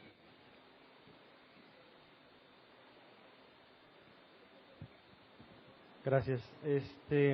Respecto a lo que mencionaste de hallar un escrito y que cumpla 4 requisitos principales, mi nombre es Andrés Martínez y es un gusto estar aquí con ustedes. Mucho gusto, Andrés. Yo me refiero, por ejemplo, en el caso de Judas habló acerca del libro de Enoc. Uh-huh. Entonces entendemos que por ahí hay libros de Enoc. Ok, de acuerdo. Me ha tocado bajarlo en PDF y checarlo. Uh-huh. Vienen muchas cosas muy floridas. ¿Extrañas? Extrañas. Prefiero Apocalipsis que al libro de Enoc. Okay. Pero dice en Judas, capítulo 1, versículo 14, dice, de estos también profetizó Enoc, séptimo desde Adán, diciendo, he aquí, vino el Señor con sus... Ay Dios, ya no le alcanzo. Bueno, el caso es de que habló al respecto. Ajá. Y en otro detalle, habla, Colosenses, el capítulo 4, versículo, ya dando la salutación final, dice, saludad a los hermanos que están en la Odisea y a Nínive y a la iglesia que están en su casa. Cuando esta carta haya sido leída entre vosotros, haced que también la lea en la iglesia de las laodicenses y la de la Odisea la lean también vosotros. Uh-huh. O sea, hubo una carta a la Odisea. Entonces, definitivamente hay escritos que en un momento determinado pueden tener escritura bíblica, fidedigna, fuerte, que en un momento, imagínate que se encuentre el libro de la Odisea o la carta de la Odisea, dices, ay Dios, inspirada porque Pablo y todo lo demás. Uh-huh. Pero siento yo que el Espíritu nos guía a toda verdad, a toda justicia, y lo que tenemos lo tenemos y Es suficiente. Es suficiente, ¿verdad? Es suficiente. Es como yo decía a una persona, ¿por qué antes era ateo y ahora dice, por medio de la ciencia ya conozco a Dios? Siento yo que ese conocimiento no es una fe genuina, porque Jesús dijo, Tomás, porque viste, creíste, bienaventurados aquellos que sin ver creyeron. Y la fe es la que viene de Dios. Siento yo que tú crees la Escritura porque el Espíritu Santo te guía a ellas, ¿verdad? Ok. Bueno, aquí veo dos cosas. En cuanto al libro de Enoc, no es considerado inspirado. De hecho, es considerado apócrifo. Ni siquiera es un libro que haya sido puesto en duda para ser incluido. Y el hecho de que Judas lo cite no lo eleva a la categoría de un libro inspirado, ¿no? Es lo mismo que Pablo hizo en Hechos 17 al citar a algunos de los escritores griegos diciendo que descendemos todos de Dios. Pablo habla de que hay verdad en ese escrito, como nosotros también aseguramos. No toda la verdad está en la Biblia, y quisiera ser muy detallado en eso. No toda la verdad está en la Biblia, porque si alguien escribe un libro donde analiza la Biblia y es fiel en su análisis, también hay verdad en ese libro. ¿Por qué? Porque se apega a la verdad bíblica. En el asunto del libro de Enoc, Judas está asegurando que hay verdad en el libro porque demuestra en conjunto con otras citas que Dios va a juzgar, pero en ningún momento lo eleva a escritura inspirada, como Pablo tampoco elevó a los poetas cretenses que citaban o describían a los cretenses como glotones y todo ese tipo de cosas. Hay verdad en su afirmación, pero no es inspirado. Y en cuanto a las cartas, por ejemplo, que decías, en la última parte, sabemos que tenemos primera y segunda de Corintios, pero en realidad son segunda y cuarta, porque hubo una carta previa, el propio apóstol lo deja en claro, hubo una carta previa a lo que le llamamos primera, y hubo una carta intermedia entre lo que llamamos primera y segunda. Si aparecieran y nos da información, pues es cierto que pudiésemos, si cumple con todas las pruebas, pudiese ser considerada como parte de la Escritura. Pero luego en la parte que mencionas el conocimiento que se adquiere por la ciencia, que no sería una fe válida, aquí habría que hacer una distinción. ¿Consideras que cuando Jesús dijo, en aquel día muchos me dirán, Señor, Señor, en tu nombre echamos fuera demonios y sanamos enfermos, hicimos milagros, y Jesús le dice, apartaos de mí, hacedores de maldad, ¿tú consideran que ellos, los que le reclamaban a Jesús, que habían hecho milagros y en su nombre habían hecho cosas, tenían una fe verdadera? ¿No? Entonces, ¿no estaban convencidos? A ver, ¿me pasan el micro, por favor?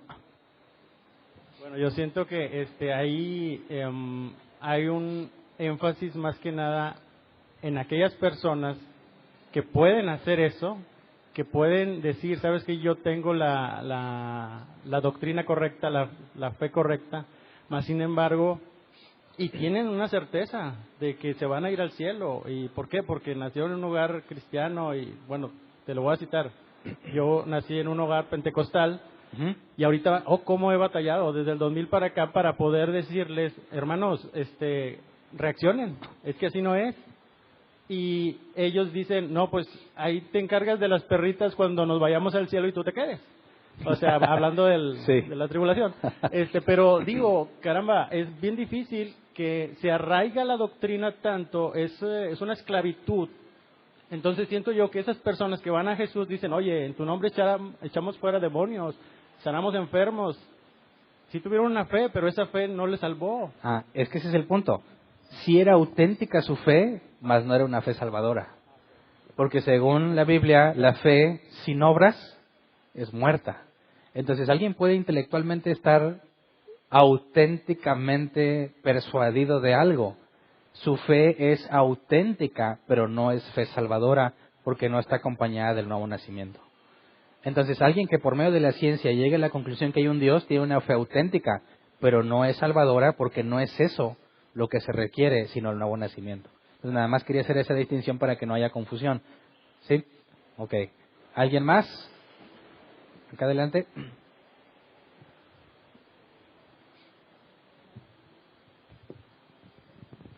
Sí, buenas tardes, pastor. Buenas tardes.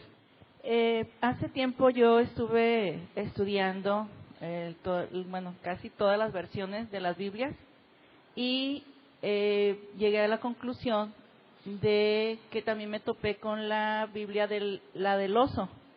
No sé si la he escuchado.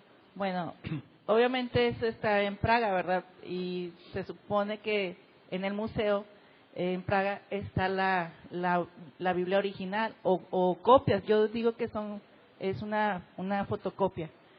Entonces, llegué a la conclusión y de hecho yo la imprimí, o sea, yo la tengo impresa, y yo la he comparado, por ejemplo, con la Reina Valera 1960, obviamente actualizada. Y yo le he comparado, entonces a mí me ha ayudado en lo personal, pero viene en este idioma, en latín, ¿sí? Sí hay de repente palabras que no entiendo, pero me voy al diccionario. Entonces, bueno, yo, como le comento, yo en lo personal, a mí me ha ayudado mucho dos tipos de Biblias. Y la nueva versión internacional, no recuerdo si viene de las sociedades bíblicas, pero no recuerdo si viene también por parte de las editoriales de los Testigos de Jehová. Que yo sepa, no. Okay. Y aquí el punto es, aún la antigüedad, por ejemplo, la Biblia del oso, y la comparas con la Reina Valera 60, la confiabilidad que ellas pueden tener va a depender de qué tanto se acercan a los originales. Ahora, en ese momento, la cantidad de textos, que tengo entendido que era un máximo de 12, que estaban a disposición, se utilizaron para determinar lo que el original decía. Hoy en día tenemos muchos más, de manera que se puede con mayor precisión aproximarnos a lo que el original dice y hacer correcciones con respecto a las que esas versiones, basadas en los pocos documentos que tenían, tradujeron. Entonces, pudiésemos tener versiones más precisas que esa, porque tenemos mayores recursos a la mano que los que ellos usaron. Entonces, no propiamente la antigüedad de cuando se escribió determina su confiabilidad, sino de dónde la tradujo y la confiabilidad de esos textos. Por eso, cuando lees la Reina Valera 60, puedes profundizar en que son los textos mayoritarios, le llaman. De entre todos, lo que la mayoría dice es lo que escribió. Y la NBI utiliza los textos críticos. De entre todos, los más antiguos son los que llevan prioridad. Por eso, cuando lees la Reina Valera 60 y la NBI, encuentras diferencias. No porque tuvieron un plan malévolo para que la NBI sea del diablo, sino porque las fuentes son distintas. ¿Alguien más?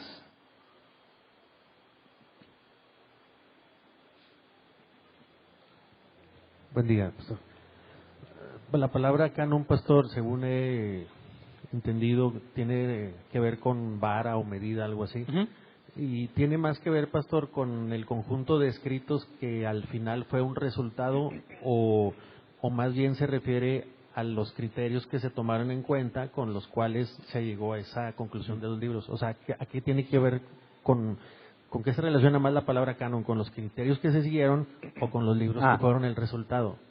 Bueno, el canon se formó con los criterios, pero si te fijas, ante el canon de Marción, donde él asegura que eso es lo que Dios dijo, dice, no, cualquiera que diga está inspirado por Dios tiene que apegarse a este estándar. Y ese es el canon bíblico. De ahí viene la idea del canon, que es el estándar para toda comparación. Para formar el estándar se aplicaron criterios, pero los criterios no son el canon, ¿verdad? En cierta medida podríamos decir que los dos vienen siendo como canon o medida, si le damos ese sentido. Es como llegamos a ese canon para decir, esto es lo que Dios dijo. Si no se parece a eso, no te creo. Y luego el resultado, los libros, el conjunto de libros, por así decirlo, ahora son la medida o el canon para nuestra fe cristiana, por así decirlo. Exacto. Cuando mencionan, pastor, de no contradecirse, algo así, eso tiene que ver con el criterio de la ortodoxia, ¿verdad? Que tiene que ser congruente. Porque de los 4, el segundo era algo así como que fuera ortodoxia. Entonces más tarde se mencionó el de no contradecirse. ¿Tiene que ver el no contradecirse con que forme parte de... ¿Tiene que ver con ese segundo criterio? O porque el no contradecirse está dentro de la ortodoxia. Sí, ese es mi que vaya de acuerdo a la enseñanza de los apóstoles y de Jesús.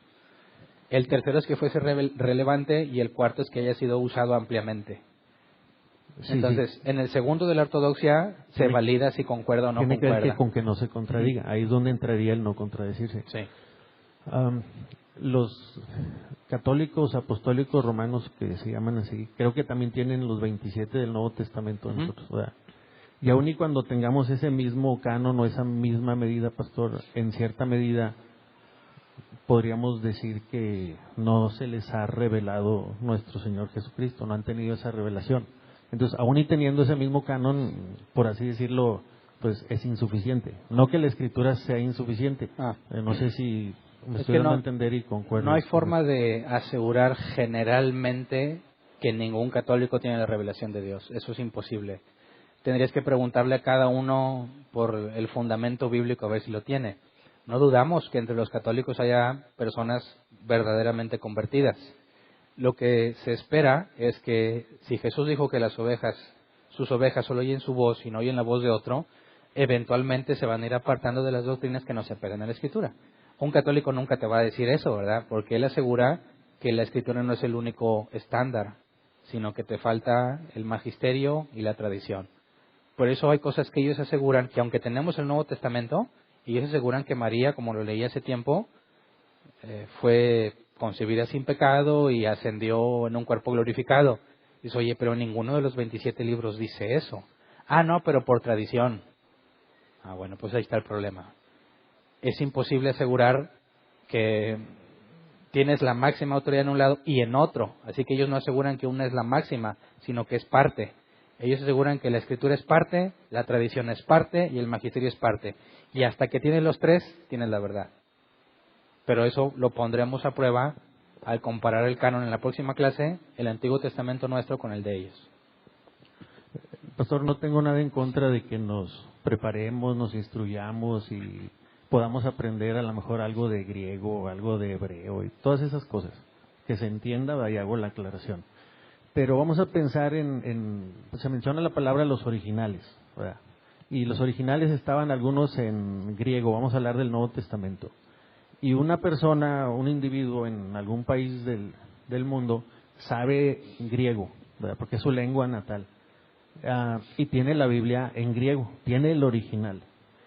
Con todo y eso no nos asegura, por así decirlo, que aún y él teniendo el original en griego y él sabiendo, es más, siendo maestro en idiomas y lenguas y como se llame, y sabiendo griego, eso no nos asegura, por así decirlo, que él tenga el entendimiento que Dios espera que tengamos. O dicho de otra manera, hubo personas que estuvieron alrededor del maestro, ¿verdad? Y lo escucharon de su misma boca decir, en su mismo idioma decir, o sea, no leyeron nada que, oye, si soy fiel o no es fiel, no. Escucharon del mismo Jesús las palabras. Y ni aún así, por eso en algunas ocasiones nuestro maestro como que se molestaba, ¿verdad? Porque, o sea, no entienden. ¿A qué voy con esto, pastor? Lo aclaré al principio, no digo que no nos instruyamos, no nos capacitemos, pero puede ser que algunas personas, aún teniendo el original y sabiendo griego, como aquellos que escucharon directamente a Jesús en su mismo idioma, a veces, bueno, el entendimiento que Dios espera que tengamos, ese discernimiento espiritual, no viene necesariamente o 100% gracias a esos originales o haberlo escuchado directamente a Jesús. No, claro que no. Jesús le dijo de los fariseos y los maestros de la ley, hagan lo que dicen, porque ellos enseñan la ley de Moisés, pero no hagan lo que ellos hacen. A pesar de que su conocimiento era correcto y cuando lo enseñaban era correcto, su práctica, su vida, evidenciaba que no eran de Dios. Él les dijo, ustedes son de vuestro padre el diablo. Entonces Jesús deja en claro cuando le dice a Nicodemo que es necesario nacer de nuevo. Y se lo dice un maestro de la ley, alguien que domina el tema. No es suficiente. Eres maestro de la ley y no sabes que lo que se requiere es el nuevo nacimiento y lo regaña, por así decirlo. ¿Cómo es que siendo maestro no sabes? Entonces, el conocimiento verdadero que puedas acumular no es salvífico. Solamente por medio del nuevo nacimiento, según la soberana voluntad de Dios, es que alguien tiene acceso a la salvación. Por eso es misericordia y es gratuito. Si mi conocimiento contribuyera a mi salvación, no podrías hablar de una salvación como un don, sino como un mérito. Sí, dicho de otra manera, pastor, claro que el ir a los originales nos puede dar luz y nos puede ayudar en nuestro entendimiento. No estoy diciendo que no sea así, pero de ahí a que eso pensemos, a que sea mayor al testimonio que el mismo Espíritu Santo nos puede dar, y no estoy diciendo, no vamos a saber griego, no vamos a leer los originales, no, pero según entiendo tu respuesta, estás de acuerdo con ese punto de vista.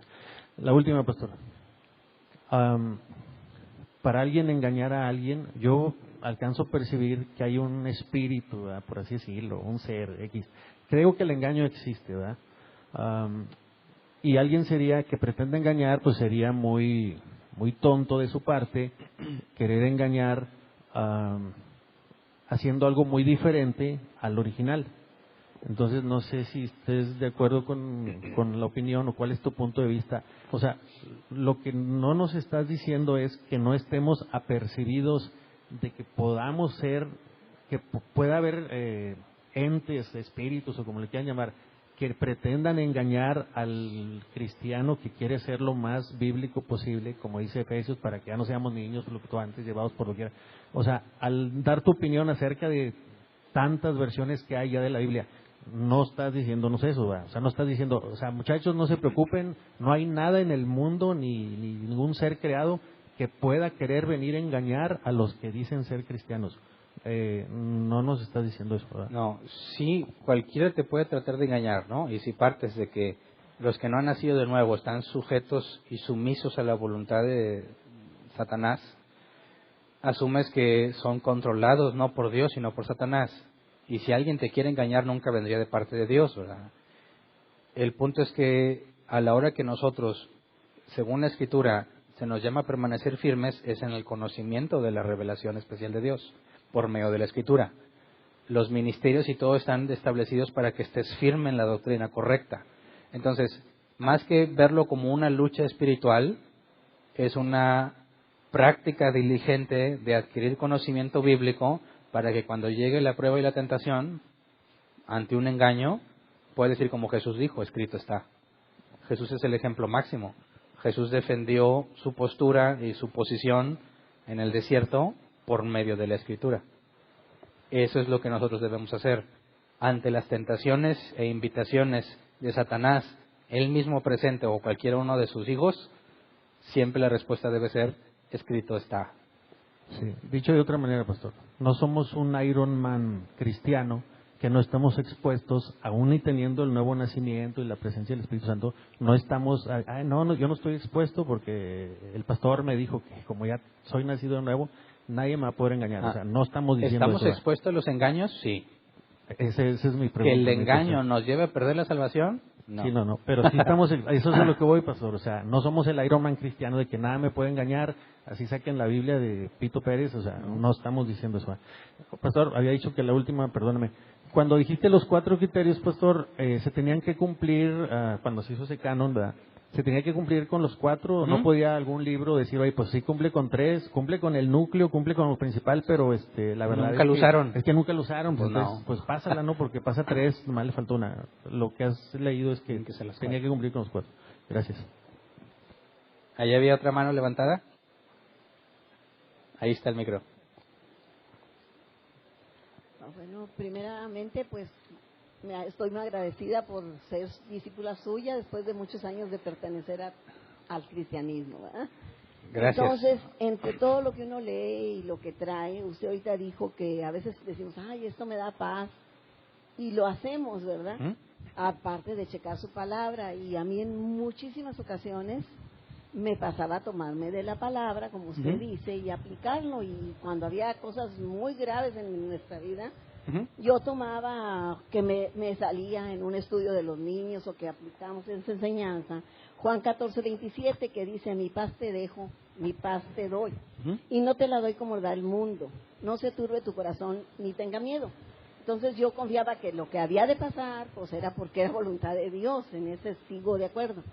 Pero sí hay cosas que te inquietan y dices, no, aunque parezca que está bien, no la voy a hacer. Entonces yo quisiera ver cómo usted, en lo que estamos aprendiendo, se aplicaría esa palabra. Muchas gracias. En cuanto a la paz, bueno, el viernes lo vamos a hablar en Radio Esperanza. El programa va a estar enfocado en esa paz. y ahí vamos a hablar más a detalle, pero la paz que Dios da no la da como el mundo la da. Eso implica que no podemos esperar que sea como cualquier otro. Y la paz de la cual habla la Escritura es algo que se produce en el cristiano a raíz de una vida de obediencia, de que cuando estás enfrentando crisis, sabes que tú estás haciendo la voluntad de Dios, así que lo que el hombre pueda hacer no debe de afectar, yo descanso en Él. Esa paz que Dios da no es algo sobrenatural, emocional, que Dios te pone en un momento específico, sino que es algo que al caminar con Dios se va adquiriendo. Pero quisiera poner una analogía del por qué cuando empezamos a caminar en las cosas de Dios, ponemos en práctica ese tipo de enseñanzas y resultan, ¿verdad? Funcionan. ¿Cuál es la explicación? Bueno, no funcionan para empezar el 100% de los casos. A veces sí y a veces no.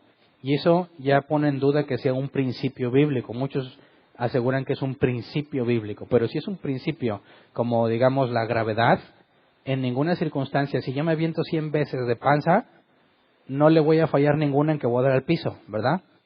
Es un principio que encontramos en el universo.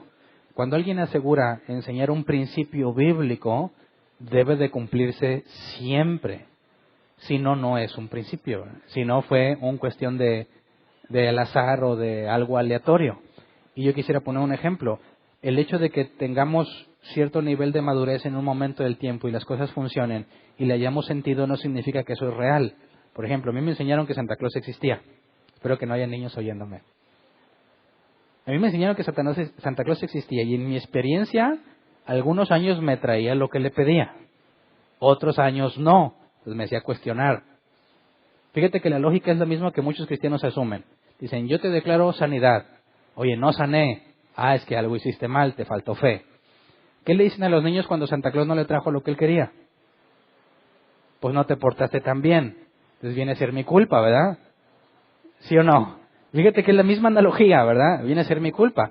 Y yo puedo decir, es que funciona. Yo le pedí a Santa Claus y me lo trajo. Yo tengo la experiencia de que funciona, sí, pero en el conocimiento limitado que tengo, interpreto lo que funciona de esa manera y cuando no funciona me echo la culpa a mí. Ya cuando crees que me digo, no, pues es que no me traían lo que yo pedía, no porque me portara mal, sino porque no tenían dinero. Y ya sé que lo que pasa, entonces yo decía que Santa Claus, bueno, parecía que funcionaba, pero cuando se te revela a profundidad cómo es que ese supuesto Santa Claus eran tus papás y a veces tenían y no, todo tiene sentido y te das cuenta que lo que tú pensabas que funcionaba, no funcionaba por lo que tú pensabas, sino que había otros factores que no entendías. Y por eso, a veces sí y a veces no. Ese concepto de la paz aplica igual. A veces que no queremos ayunar y no te va a dar paz decir, ay, voy a dejar de comer 3 días. Se siente tan bien. No, tu carne se va a defender. ¿Cómo? Me voy a desmayar, ¿eh? Ahí me voy. Me desmayo. No, tu carne se opone. No vas a tener paz. Y no dices, bueno, pues yo como busco la paz, entonces no ayuno porque Dios nunca me ha dado paz para ayunar. Te das cuenta que no funciona, no aplica. Entonces, cuando es algo que viene de Dios, tiene que tener una aplicación en todos los casos, no nada más en ciertas excepciones. ¿Alguien más? Buenas tardes. Buenas tardes. Hermano, si esta pregunta no está relacionada con el estudio, bueno, pues la podemos dejar para después. Se trata de lo siguiente: en estos días la gente religiosa que celebran las fiestas, las 7 fiestas de Dios, ¿verdad?, dadas al pueblo de Israel, estuvieron celebrando la fiesta de las cabañas, ¿verdad? En estos días pasados, de acuerdo que el pueblo judío utiliza el calendario lunar y todo eso, ¿verdad?, coincide en estas fechas. Y estas sectas o religiones consideran que el no celebrar las fiestas es una blasfema contra el Espíritu Santo. De acuerdo con Lucas, capítulo 12, dice, ¿verdad?, que el que hablare contra el Hijo del Hombre le será perdonado, pero el que hablare o blasfemare contra el Espíritu Santo no le será perdonado. Yo creo que ninguno de nosotros queremos caer en ese error, ¿verdad?, de hablar o blasfemar contra el Espíritu Santo. Y a lo mejor la iglesia ya tiene muy claro este punto, pero yo todavía no, ¿verdad? Porque algunas religiones o sectas dicen que la blasfemia contra el Espíritu Santo, ¿ves?, no es guardar las fiestas, como dicen los adventistas o los que guardan las fiestas, sino que estos dicen que el no aceptar al Señor Jesucristo como su Salvador, esa es la blasfemia contra el Espíritu Santo. Ahora, tenemos hoy en día los recursos, ¿verdad?, de analizar, de ver todos estos pasajes o preguntas, ¿verdad? Porque tenemos el original, el griego, el hebreo, que anteriormente ni siquiera oíamos hablar de él, ¿verdad? Gracias a Dios por ello, porque tenemos ese acceso, ¿verdad? Y lo bueno es que es temprano, hermanos, ¿verdad? Y esta pregunta, ¿verdad? Pues me nace porque es muy importante, ¿verdad? Y yo tengo unos amigos que practican estas fiestas, no viven aquí, viven en los Estados Unidos, pero ellos dicen, ¿verdad?, que el no guardar las fiestas de Dios, ¿verdad?, que Dios le diera a Moisés, es blasfemia contra el Espíritu Santo. Pero más que todo, yo pienso, ¿verdad?, que son reglas o doctrinas de Elena de White, ¿verdad?, que es la profeta o profetisa de los adventistas. Si tienes respuesta a esta pregunta, Hernán, bien, si no la dejamos para después. A lo mejor es algo que está muy claro, pero para mí, ¿verdad?, dada a todas esas fuentes de doctrinas erróneas, ¿verdad?, porque hemos de ver que la palabra de Dios no es de personal interpretación, ¿verdad? Y hay tal vez muchos criterios, pero la verdad solo es una. Ok. Apliquemos los 4 criterios a la enseñanza de esta mujer. La idea de que si no celebras la fiesta de los tabernáculos es la blasfemia del Espíritu Santo, ¿procede de un apóstol o de un colega de apóstol?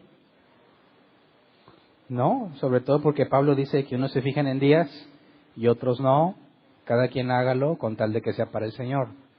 Las cosas, el Evangelio no es cuestión de tomar, vestir o celebrar días. Se trata de una comunión interna con Dios a través del nuevo nacimiento y el Espíritu Santo. Entonces, cualquiera que asegure algo contrario a la enseñanza de un apóstol, como el hecho de ponerle atención a otros días y otros no, todos los días son iguales, pues ya me lleva a descartar su enseñanza, ya que encuentro que el apóstol Pablo claramente enseña que eso no es cuestión de salvación.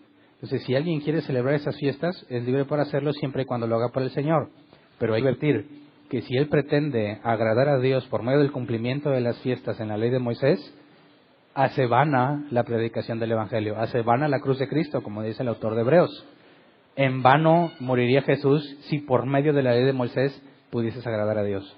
Entonces, tenemos que ser ahí abiertos en el tema de que si la quieren celebrar están libres de hacerlo. Asegurar de que yo no tengo el Espíritu Santo, que es blasfemia, no tiene sustento bíblico. La desechamos por los propios criterios que ya estudiamos hoy.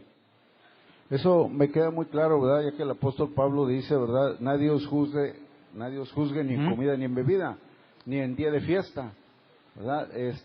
Pero entonces, ¿cuál sería la blasfemia contra el Espíritu Santo? Bueno, y hay varias posibilidades, ya que no tienes el texto que te lo dice exactamente.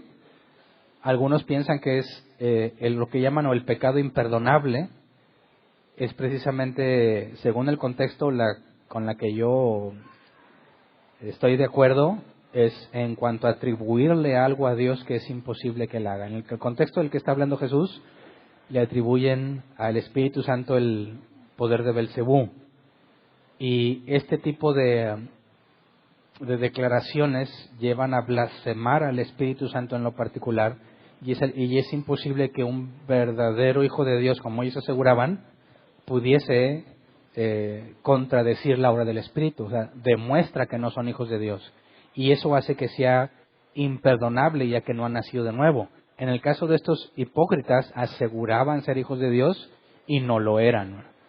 Eso implica que están demostrando que ese engaño, esa falsa fe que tienen no es salvadora, es incorrecta y por eso les es imperdonable. Pero yo reconozco que hay otras posibles interpretaciones también válidas para el pecado imperdonable y dado que no dice literalmente lo que es, pues tenemos que ser abiertos en esa parte. ¿Alguien más? Bueno, sí, se escucha. ¿Qué herramientas tenemos ahorita disponibles para tratar de profundizar un poco más? Porque, por ejemplo, alguna vez estuve buscando sobre la Septuaginta, pero luego me confundí porque en unos lugares dice que es nada más la parte del Antiguo Testamento, pero después encontraba en PDF la Septuaginta y era la Biblia completa. Entonces, ya no sé si es nada más una parte o Bueno, es toda. Tiene adiciones y muchas cosas que hay que estudiar ahí. Lamentablemente en español casi no hay herramientas. Si alguien de aquí no necesariamente hablas inglés, pero lees inglés, te recomiendo esta página porque tiene, además de comentarios, tiene la consulta a los originales. BibleHub.com. Te deja consultar el original de distintas maneras, te pone directo a las concordancias Strong, a muchos otros diccionarios, a un montón de comentarios y es gratuita. El único problema es que todo está en inglés. Hay una versión en español de esta que se llama Biblia Paralela.com y tiene algunas cosas de esta traducidas, pero le falta mucho. Si tienes acceso a internet y solo lees español, pues aquí es un buen principio. Le pones el pasaje y te lleva al original y te lleva ahí nada más la concordancia Strong su significado. Pero si no tienes normalmente acceso a internet, ahí te puedes acercar con los de multimedia y hay un software que se llama eSword, que también tiene su página, creo que es .com, y ellos hicieron un sistema donde le puedes cargar diccionarios en español y aquí tienen ya una recopilación de este software con la concordancia Strong y otras concordancias muy buenas y puede ser una buena herramienta para que empiecen a estudiar. Entonces, al que le interese profundizar, estas tres cosas son gratis. El software de este ministerio, ellos dicen que es gratuito y la única condición que te ponen es que si tú lo pasas, sea gratuito, así que no te estamos pasando algo pirata. Dice, oye, me está pasando software, bueno, es gratuito. Y allá lo puedes pedir y con una USB te lo dan para que instales en tu PC, porque es para Windows. Esta está en español y está en línea, está limitada, pero lo ideal es que alguien de nosotros que sepa traducir bien le dedique tiempo para traducir un montón de cosas que en español no existen. Entonces, pero bueno, lo mejor sería tratar de aprender griego y hebreo y como que buscarlo pues sí, lo más original. La idea es que, bueno, podrías empezar desde el principio. Voy a aprender hebreo antiguo. Bueno, pues te vas a meter a un curso que te va a tomar meses, ¿verdad? O años. Y luego ahora sigue el griego. Y bueno, pues es bueno también. Pero para el estudio cotidiano, ¿qué vas a hacer mientras? Este tipo de herramientas te simplifican. No que no lo hagas, ¿verdad? Claro que si puedes. Yo quiero hacerlo, no he podido. Aquí no he encontrado un lugar donde te enseñen bien los lenguajes los originales, nomás en Estados Unidos, y Dios no me ha dado ni el tiempo ni el dinero para irme para allá, pero mi intención es certificarme en griego y en hebreo, pero mientras tanto, ahí hay herramientas muy buenas. Gracias. ¿Hay otra pregunta acá? Acá primero. Buenas tardes, pastor. Buenas tardes. Esta pregunta no es mía, es de Anita, pero le da pena. Okay.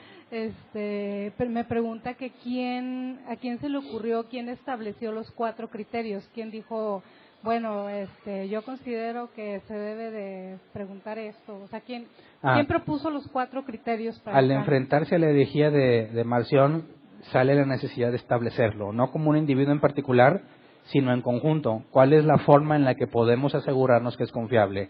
Y estos son los que surgen. No es autoría de un individuo, sino de el análisis a cómo responder ante la herejía y cómo establecer el verdadero canon bíblico. Los creyentes de aquel tiempo. Es el de la iglesia, ¿verdad? La iglesia tenía que dar respuesta a la herejía de Marción.